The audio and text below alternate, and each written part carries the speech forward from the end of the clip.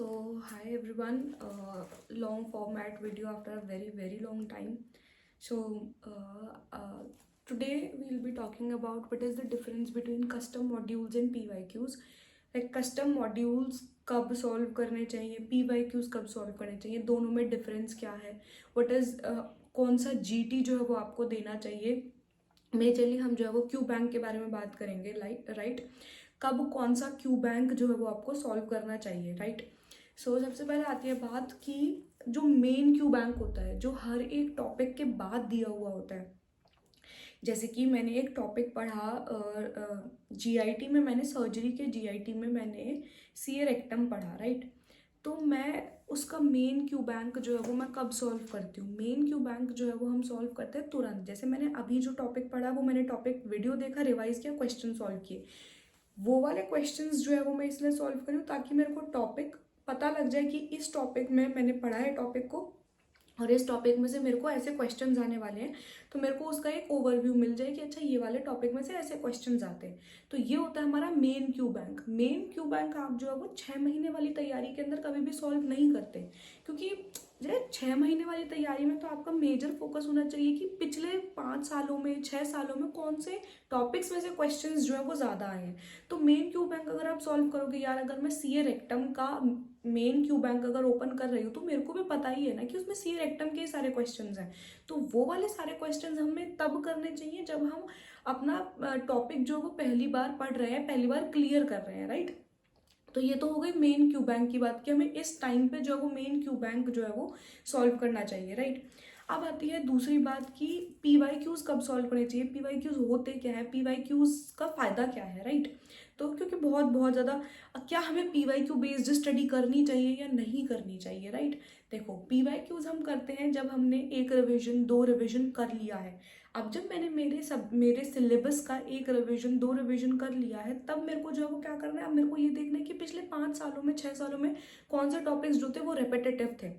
वो मेरे को तभी पता लगेगा जब मैं पीवाईक्यू सॉल्व करूंगी, राइट. पीवाईक्यू जब हम सॉल्व करते हैं तो हमें पता लगता है अच्छा पिछले 5 सालों के अंदर बार बार एक ही चीज पूछी गई है. जैसे कि बार बार क्वेश्चन आया न्यूरोब्लास्टोमा में से, बार बार क्वेश्चन आया मेन में से, तो मैं इन टॉपिक्स के ऊपर और ज्यादा ध्यान दूंगी अब, राइट. तो पीवाईक्यूज का ये मेन आपके लाइफ के अंदर इंपॉर्टेंस होता है कि वो आपको पिछले 5-6 सालों के रिपीटेटिव टॉपिक्स के बारे में बताता है, ठीक है. तो पीवाईक्यूज जो होते हैं वो क्या हमें, अब नेक्स्ट क्वेश्चन क्या राइज किया कि क्या मैं जो छोटे सब्जेक्ट्स होते हैं जैसे कि भाई डर्मा हो गया, एनेस्थीसिया हो गया, रेडियोलॉजी हो गई, क्या मैं इनकी पीवाईक्यू बेस्ड स्टडी कर सकती हूँ. ये बहुत ज़्यादा कॉमन क्वेश्चन है एफएमजीज के अंदर, and this is something you should not be okay with, because PYQ based study तो हम से किसी को भी नहीं करनी चाहिए. पीवाईक्यू बेस्ड स्टडी से उनका मतलब होता है कि मैं बस आके क्वेश्चन सॉल्व कर लेता हूँ पीवाईक्यू, उससे मेरे को पीवाईटी पता लग जाएंगे, तो मैं सिर्फ वही वही वाले पीवाईटीज रिवाइज करके और अपना पेपर देने चला जाऊंगा. पहली बात तो जब आप पहली बार आपने कोई भी सब्जेक्ट पढ़ा ही नहीं है, आप कैसे एक्सपेक्ट कर सकते हो कि आपको उसके क्वेश्चन समझ में आएंगे. बहुत बहुत रॉन्ग अप्रोच है ये. पीवाईक्यू बेस्ड स्टडी की अप्रोच जो है बहुत ही शॉर्टकट अप्रोच और बहुत ही रॉन्ग अप्रोच है. ये वाली अप्रोच तो आई डोंट थिंक कि आपको कभी सोचनी भी चाहिए करने के लिए. अगर आपने कोई सब्जेक्ट नहीं भी पढ़ा, लाइक अब तो एग्जाम को 1 महीना रह गया, तो राइट नाउ तो this thing would not work. But अगर आपने कोई सब्जेक्ट नहीं भी पढ़ा है तो ट्राई कि आप बहुत छोटे सब्जेक्ट के बारे में बात कर रहे हैं हम सिर्फ, तब आपको ऐसा होना चाहिए कि एक बार रैपिड रिवीजन पढ़ लेता हूँ. रैपिड रिवीजन पढ़ने के बाद जो है मैं पीवाईक्यू सॉल्व करूंगा, है ना. फिर मेरे को उसमें से रेपिटेटिव टॉपिक पता लग जाएंगे, फिर जब मैं रैपिड रिवीजन में से उन वाले टॉपिक्स के ऊपर ज़्यादा ध्यान दूंगी. तो ये चीज़ जो है वो तब होती है जब आपके पास टाइम कम है और आपको कंप्लीट करना है सिलेबस. अगर आप फर्स्ट टाइम पढ़ रहे हो तो ऑफकोर्स आप मेन से ही स्टार्ट करोगे ना. So PYQ based study is a big no. नहीं करनी चाहिए. शॉर्टकट्स पढ़ाई के अंदर नहीं करना चाहिए. अगर टाइम कम है तो मैंने उसका भी तरीका आपको बता दिया है कि आपको कैसे करना है. अगर और भी टाइम कम है, एक ही दिन है डर्मेटोलॉजी पढ़ने के लिए, तो आप मैराथन देख लो. आप लास्ट मिनट रिवीजन की जो वीडियोस होती हैं टीचर्स की, जो यूट्यूब पे भी फ्री हैं, वो देख लो आप. उससे आपको एक पूरे सब्जेक्ट का ओवरव्यू मिल जाएगा. चाहे डर्मेटोलॉजी स्किन से स्टार्ट होती है, डर्मेटोलॉजी में जो स्किन की लेयर्स है सबसे पहले हम वहाँ से स्टार्ट करते हैं, तो ये सब चीज़ें आपको समझ में आ जाएंगी. आप आउट ऑफ नो वेयर सिर्फ पीवाईक्यूज खोल के बैठ जाओगे और फिर पीवाईक्यूज में से क्योंकि ऑब्वियसली गलत आंसर्स ही लगेंगे, है ना.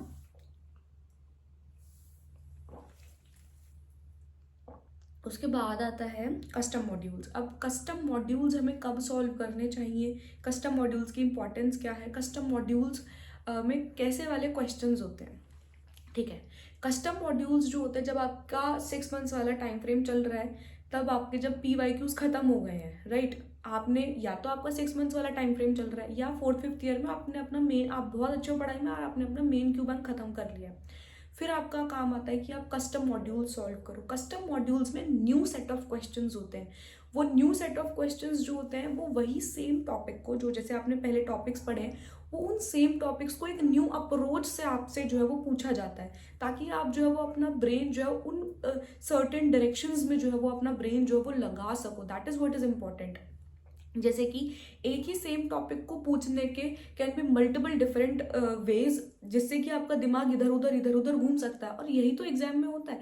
पिछले 5 साल से वही सेम जो है वो टॉपिक्स आते जा रहे हैं, बट उन टॉपिक्स को पूछने का तरीका बदलता जा रहा है हर बार। सो ये तो मैंने बहुत बार बोला है। तो कस्टम मॉड्यूल्स जो होते हैं वो आपको एक न्यू सेट ऑफ क्वेश्चंस, उसी सेम टॉपिक की एक न्यू अप्रोच, एक न्यू तरीका बताते हैं कि अच्छा इस टॉपिक में से एक ऐसा क्वेश्चन भी आ सकता है, which is very important. Like solving custom modules is like कि आप अपने कॉन्सेप्ट को, आप अपने आप को और ज़्यादा ब्रश कर रहे हो, आप अपनी काम को और ज़्यादा जो है वो फाइन कर रहे हो। Custom modules are very important, right. तो मैंने आपको तीनों के अंदर डिफरेंस बता दिया, the main Q bank, PYQs and custom modules. Now what is about GTs।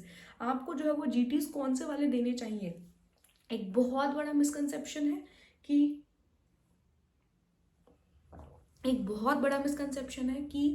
एक होता है PYQ GT, एक होता है मेन GT। PYQ GT का मतलब क्या है कि जो पेपर हमारा जनवरी में आया था या जो पेपर हमारा जून में आया था, उसके बेसिस पे जो बच्चों ने रिकॉल आके बताया क्वेश्चंस का, उसके बेसिस पे एक GT फॉर्मुलेट कर दिया गया, which should not be your priority. क्योंकि PYQ GTs भाई, अब आप अपने से लगा कर देखो, लाइक मैं मेरे से लगा कर देखती हूँ, अगर मैं वापस आऊंगी तो मेरे को कितने ही क्वेश्चंस याद रह जाएंगे। सो रिकॉल्स जो होते हैं वो 100% करेक्ट नहीं होते हैं, तो रिकॉल वाला GT करने का कोई फायदा नहीं है। उसमें आप बहुत अच्छा स्कोर करोगे, क्योंकि उसमें बहुत ईजिएस्ट फॉर्म के अंदर जो है वो क्वेश्चन बनाया जाता है, एंटिसिपेटेड क्वेश्चन होते हैं वो। अच्छा ऐसा क्वेश्चन आया होगा, अगर मैं जाके मैम को बता दूं या मैं अपने किसी भी रिस्पेक्टेड टीचर को बता दूं कि सर ऐसे ऐसे क्वेश्चन आया था, तो सर के पास इतना पिछले 10 साल का, पिछले 20 साल का इतना एक्सपीरियंस है that he will formulate a question out of it, right.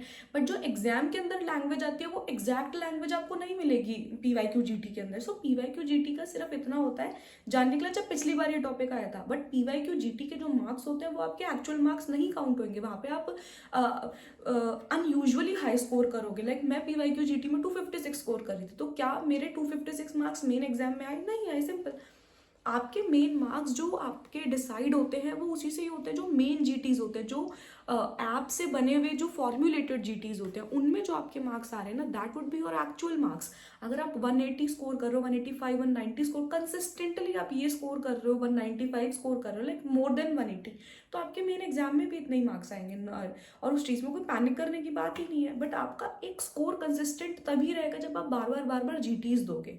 So I hope I made my point clear. The difference between main Q bank, PYQs, custom modules, GTs भी दो तरीके के होते हैं, like PYQ GT and main GT, very important. And सारे questions को करने का अपना अपना इंपॉर्टेंस है। लाइक जब आप पहली बार टॉपिक पढ़ रहे हो तो main Q bank is important, जब आप अपना 6 महीने की तैयारी कर रहे हो then PYQs and custom modules and GTs, all of them are very important. आपको उनकी टाइमिंग्स डिसाइड करना इज वेरी इंपॉर्टेंट। अब मेरे PYQ खत्म हो गए तो मैंने कस्टम मॉड्यूल स्टार्ट करना है। कस्टम मॉड्यूल्स तो आप कभी तक भी करते रहो, नो इश्यूज। जितने ज़्यादा आप नए क्वेश्चंस देखोगे उतना ज़्यादा आपके लिए अच्छा है। जितने ज़्यादा आप MCQ सॉल्व करोगे उतना ज़्यादा आप अपने कॉन्सेप्ट्स को ब्रश ऑन कर रहे हो, और कुछ भी नहीं है, simple. And yes, so this was all about main Q bank, custom modules, GTs, PYQs and everything. I hope I made my points very clear here. And right now, and I'm very thankful to everyone who have bought my integrated notebook and they have been seeing results. And so बहुत सारे question है, like integrated notebook है क्या? पहले तो like I am very thankful from beyond of my heart. मैं screenshots भी लगा दूंगी यार रिव्यू के। मेरे को बहुत अच्छा लगता है जब आप लोग रिव्यू भेजते हो कि ma'am we loved your notebook, सब कुछ वाइंड अप हो गया हमारा, हमने एक बार रिवाइज किया और सब कुछ अच्छे से आ गया, और उसमें एक्स्ट्रा पॉइंट्स भी लिखे हुए हैं आपने नीट PG के लिए भी। सो मेरी इंटीग्रेटेड नोटबुक में that is handmade, not at all fancy, बहुत इंपॉर्टेंट और बहुत वैल्यूएबल कंटेंट मैंने उसके अंदर लिख रखा है।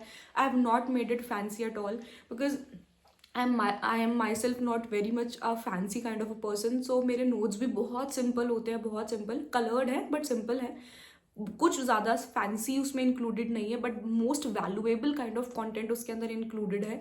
लाइक उसके अंदर मैंने general patho, general pharmacology last में लिखा हुआ है, and starting patho pharmacology, medicine and surgery, ये 4 सब्जेक्ट्स मैंने इंटीग्रेटेड फॉर्म के अंदर जो है वो पूरा प्रॉपरली लिखा हुआ है।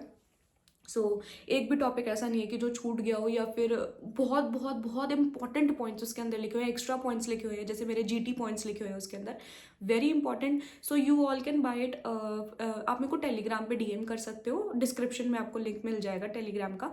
And plus PSM, oh my god, PSM LMR, thank you so much. Like PSM LMR तो इतनी ज़्यादा, लाइक मैंने 100 पेजेस में पीएसएम एलएमआर पूरी कंप्लीट कर रखी है, and people are finding it very very easy, कि अब तो मतलब पीएसएम बहुत ही आसान लगने लग गई है हम लोगों को। And yes, I was working on OBG LMR and dermatology LMR, but the thing is कि अभी मेरा खुद की इंटर्नशिप चल रही है, एंड साथ साथ में आई एम लर्निंग ऑल्सो, तो मेरे को ना टाइम नहीं मिल पा रहा है, बट या I am filtering out topics, तो वो भी मैं अवेलेबल जल्दी करा दूंगी। Thank you so much.